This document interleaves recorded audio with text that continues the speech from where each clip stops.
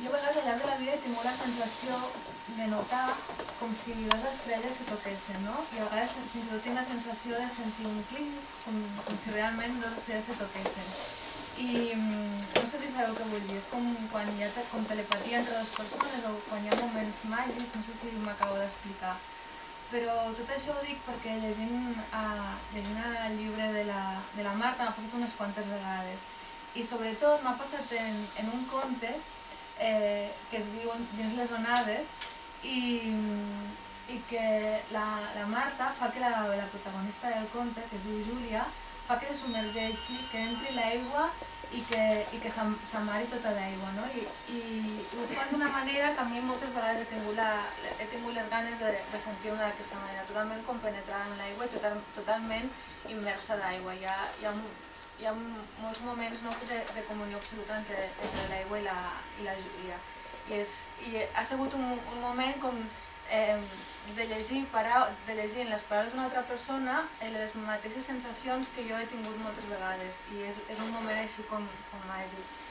I a més la Júlia és un personatge molt fort i que no sé si és volgut o no, però la comunió que té la Júlia amb l'aigua jo la noto que a més és una forma amb el mar, és una forma d'entendre i de viure la vida, no? Ella viu al costat del mar i a vegades la veus que està amb la mirada perduda, mirant al mar i com si el mar i ella tinguessin el mateix estat interior.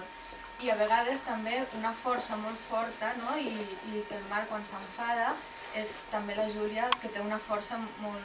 I no sé si és volgut o no, però és com una compenetració absoluta entre la persona físicament i l'aigua i també la forma de comportar-se de la persona. I la Júlia és un personatge molt viu. He parlat de la Júlia, hi ha la Lia o la Camèlia, la Cristina, la Roser. Demà i l'atzar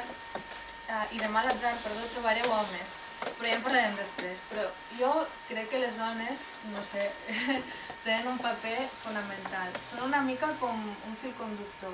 I és una forma de... A cada conte hi ha una dona. O hi és, o si no hi és, la trobes a faltar i llavors fa que hi sigui, no? La Marta té una forma d'escriure on els personatges agafen les coses, miren els objectes, estimen, senten i perceben com són dones. Fins i tot quan parlen homes hi ha com una veu d'una dona que la sents allà i que té l'alè allà mateix, no?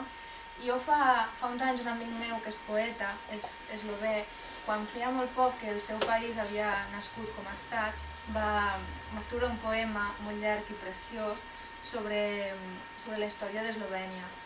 I el poema era la història d'un cabell que anava viatjant pel país. I a més, aquest amic meu també és fotògraf i va fer unes fotos precioses sobre molts llocs d'Eslovènia, de tot arreu d'Eslovènia, i anava passant les fotografies a mesura que ella anava recitant. I la sensació que aquell cabell et conduïa pel país i agermanava totes les zones del país que acabava de néixer com a estat, com dic, m'ha recordat la forma com té la Marta de fer aparèixer les dones. No són com un fil conductor que agermanen tots els contes. I m'ha agradat molt la sensació que m'ha transmès. I això que deia, no? També hi ha homes, i també en parlaré una mica, però no sé, el Manel diu, per exemple, que vol ser pare, però quan ell parla hi ha la Roser al darrere.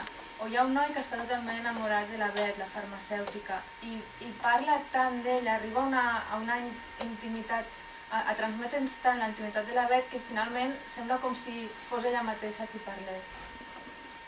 I això dona molta vida als personatges. Moltes vegades s'ha dit que els personatges d'alguns contes, d'algunes novel·les, són una mica com personatges que poguessis trobar al carrer, com quotidians, com a l'ascensor, i jo diria que els de la Marta no són així. La Marta mira els personatges d'una manera que no els mires quan te'ls trobes a l'ascensor o quan te'ls creues pel carrer, perquè els personatges que ella dibuixa tenen una vida molt plena, una vida que fa vibrar molt. Al darrere hi ha històries passades plenes de molts sentiments, de moltes sensacions, hi ha enganys.